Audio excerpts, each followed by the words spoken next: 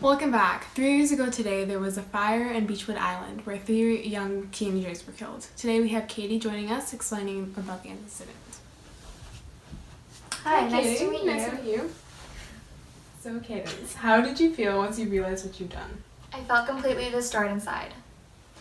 I blame myself and everyone suspects that I did it too. At this time, I've been self-pitying about my migraines and how I couldn't remember anything. I wish I could reverse putting all the pieces together.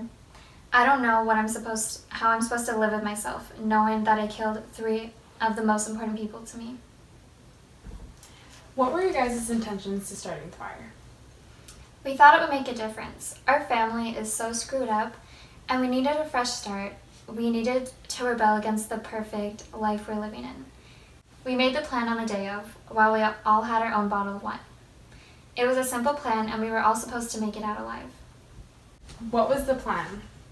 People were starting to leave the island, and Aunt Carrie took Will to the hotel in Edgartown. The staff left the island already, and my mom went to see her friend at the vineyard.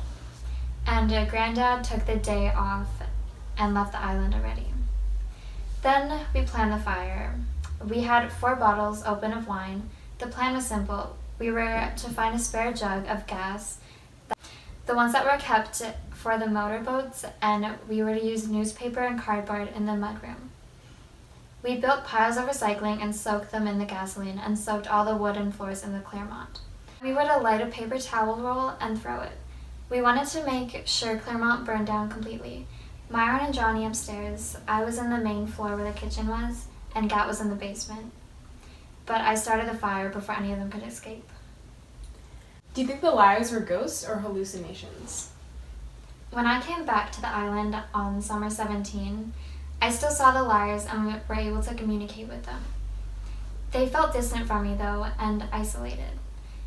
I sent them multiple emails over the 2 years and I never got a response from them. And my family, like my little cousins and my mom and my aunts, were all acting very strange.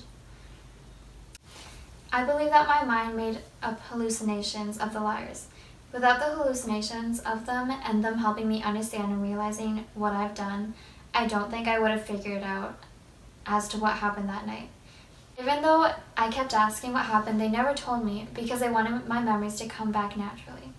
After I remembered everything, they all slowly started to disappear. It was as if the universe was giving me a second chance to say goodbye. Tell me about your family. What were they like? My family is broken.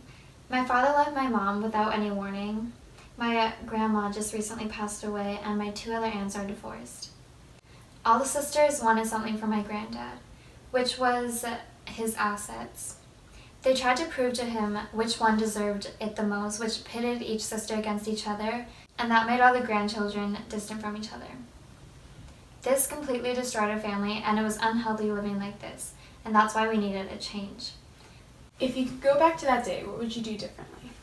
I would have stopped us from doing something so foolish. It was not worth the consequences as to what happened. This accident was totally avoidable. Because of it, we are all criminals. I'm the most guilty though.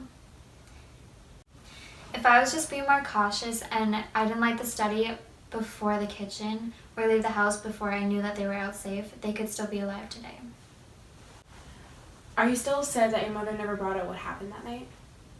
I felt betrayed. How could she let me sit in the dark all this time without knowing what I've done? But I understand why she did what she did. This event was the most traumatizing thing that has ever happened to me. The doctor said I have selective amnesia. I wasn't able to remember it even after she did tell me so many times. I think it was just too much for me to handle. In the end, it was best for me to figure it out on my own, and I suffered from a head injury that no one is yet to understand how that actually happened. After the accident, I was sedated for a couple of days, and my migraines were caused by unacknowledgement of the grief and the guilt.